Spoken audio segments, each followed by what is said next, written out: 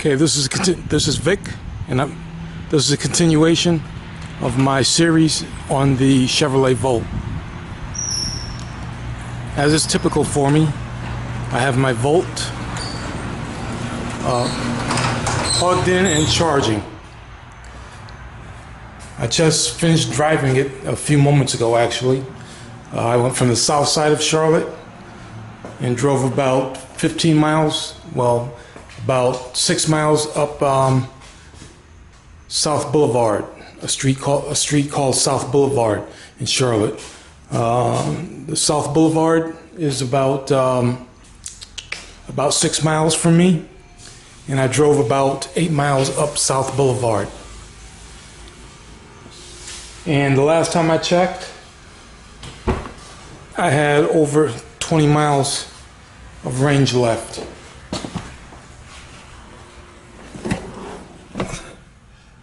Yes, as you can see on the right hand side, I have 22 miles of gas-free driving. Now that's not just total amount of driving that I can do. If I want to drive further than that, I can drive much further than that. But 22 miles gas-free.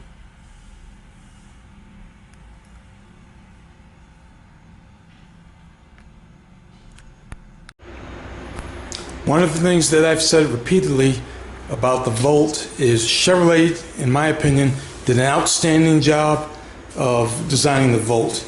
They made it look like a normal car. They designed and instituted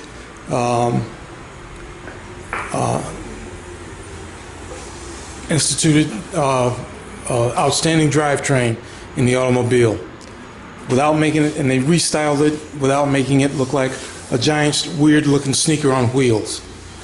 It's conservative, so it's an attractive car to just about anyone. The only issue that I have with the Volt is it's four-door. It's a four-door car. It's the first four-door vehicle that I've purchased. Typically, I enjoy two-door cars, two-seaters and two doors. But again, the main reason I purchased the Volt was not because of the styling, but because of the innovative drivetrain that Chevrolet and GM has put into it.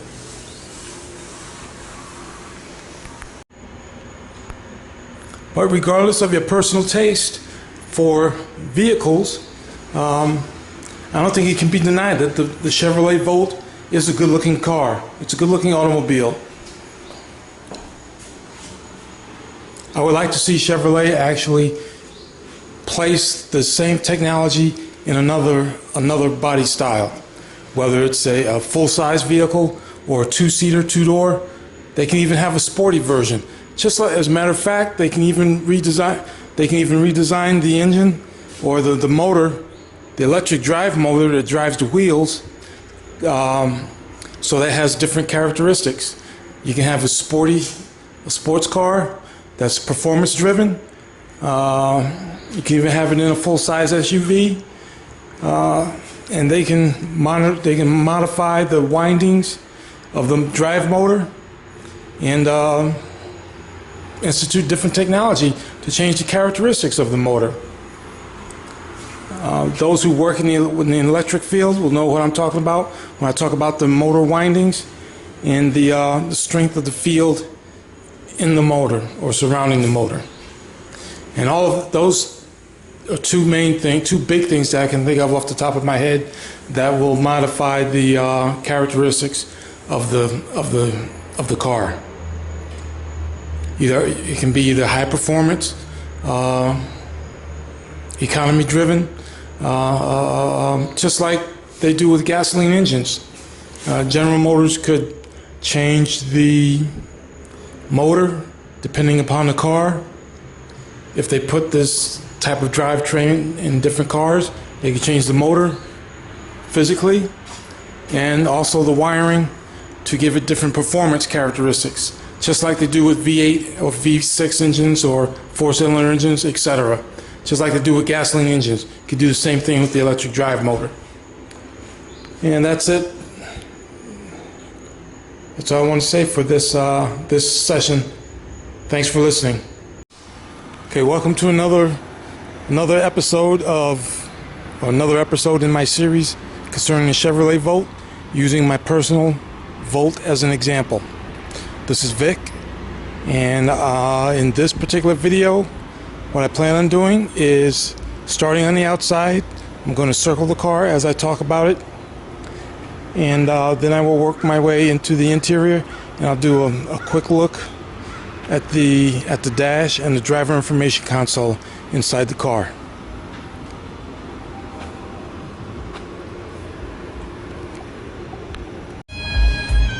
Okay, I'm now inside. As you can see, I'm now inside the car, and here's the driver information console. Right now the car is energized. It's ready to drive, and the gas pump on the right hand side is grayed out, which lets you know at a glance that we're running strictly on electricity, or we're running strictly from power stored in the battery. The car always runs on electricity. I misspoke there, I'm sorry. But the gas pump is grayed out to let you know that gas is not currently going to be used, because the strength of the battery is so strong. And on the lower left hand side, you see it says ready, so we're ready to drive if I wanted to drive it. To start the car or stop it, all you have to do is, or to energize it or de-energize it, all you have to do is press the start button. Right now, because the car is energized, if I press the start button, it will stop. So the car is stopped now, or de-energized. Now we're ready to drive again. As you can see, it says ready. I'm going to go ahead and press the stop button again. And the driver information console goes dark because the car knows we're not going to go anywhere. And this is the charging. Well, first of all, let me talk about this center console here. When the average onlooker looks at this car, someone who doesn't know anything about it, a lot of people will assume that this car has GPS. It's GPS enabled. That is an option. However, this particular car does not have GPS. It does not have GPS because I didn't want GPS in it, because I use my Garmin. Garmin is an excellent tool. No matter what car I'm driving, I can take the same GPS unit with me. I don't have to get used to a different interface. Now, it's not taking anything away from the Chevrolet Volt GPS. I've seen demonstrations of it, and it's an excellent unit. However, it is a different interface than the Garmin, and it's something I would have to get used to. But now that I've stopped the car, now that I've de-energized the car, it's showing under the charging tab. My charge mode is immediately currently, so that as soon as I plug it in, it will immediately start to charge. If I wanted to change it, I could change it over to, let's see, charge mode. And I've got immediately upon plug-in selected right now. If I wanted to delay it, I could say delayed based on departure time. And that's the status it would show, delayed upon departure time. And then you have to put your next departure time when you plan to leave, when you plan to start the car.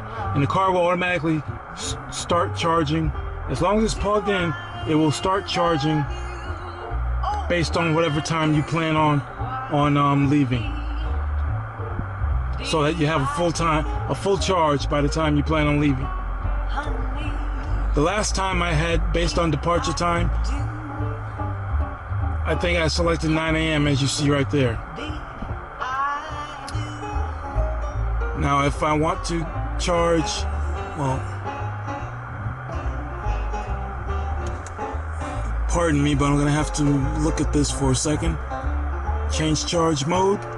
And if I want to go to immediately upon plug-in, then Whammo. That's it. It tells me that if you plug it in right now, it will be fully charged by 10:30 p.m. Right now it's 10 minutes to 3. You can see in the upper right hand corner, it's 10 till 3. And you don't have to wait. I don't have to wait for the car to be fully charged before I drive it. You can drive the car even when the batteries are close to being depleted, because this car has its own generator. It uses the gasoline engine to generate its own electricity. So you can drive as far as you want to drive. Cross country, cross town, cross country, whatever. You're only limited how far you can drive before you have to stop for gasoline. And in this particular case, you stop for gasoline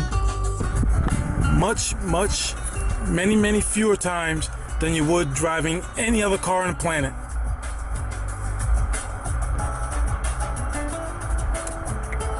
As a matter of fact, if I go to energy info, okay, 250 miles per gallon on this particular charge is is the equivalent of what I'm getting. It says lifetime 76.9 miles per gallon.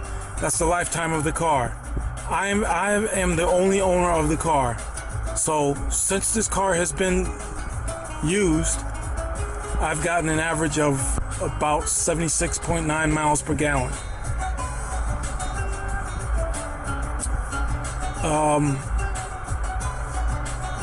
And the reason that this equates to 76.9 miles per gallon is because you're only using, well, the drivetrain in this car is innovative in that it doesn't work like cars that were invented decades ago work. Okay, even though all the cars nowadays basically have computers in them or electronics in them, I mean, the cars are basically run. The basic premise of most cars today is to increase the flow of gasoline when you want to go, or faster you want to go. You increase the fuel flow. You use more and more gas, and as a result of that, the exhaust fumes are exiting the exhaust of the car at a much higher rate. That is not true with the Volt. The Volt runs on electricity. When the Volt has to run off of its gasoline engine, the gasoline engine runs at one constant speed. That's it. Whatever speed the engineers designed the engine to run at is the speed that it will run at to generate electricity. It runs at one speed to generate electricity. That's it. That is it. The gasoline engine does not vary speed at all, not to generate electricity. There's one specific speed that it's designed to run at, and it's a constant speed. And when the engine is running, when the batteries are near depletion and the engine is running, the generator, the engine doesn't have to run all of the time, because the engine runs to generate electricity, and when it generates electricity, it in turn powers the car, and it recharges the generators to some extent. It doesn't fully recharge the batteries at all, but it does add a charge to the batteries, but not a full charge, even over a period of time.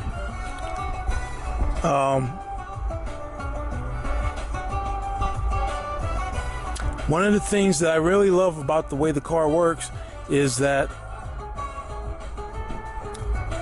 it doesn't just run off of either electricity from the battery or electricity from the generator.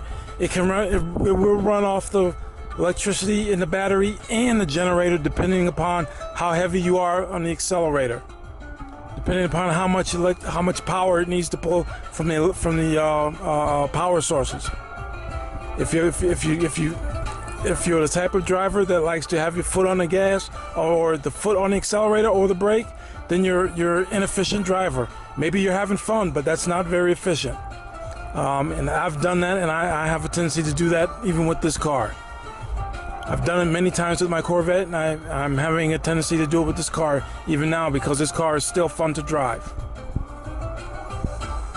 But the more power that you use, the more electricity you use, the more energy you're going to use to keep the Volt charged. And the more energy you need to keep it charged, then the higher your electric bill may be, and or the more gas you're going to use too. Don't get me wrong, if you just buy a Volt and get rid of your existing automobile, I can almost guarantee you that your gas mileage will be phenomenal compared to whatever you're paying for, compared to however much gas you're buying right now. Your volume of gas used will go down by at least 75%. I know mine did.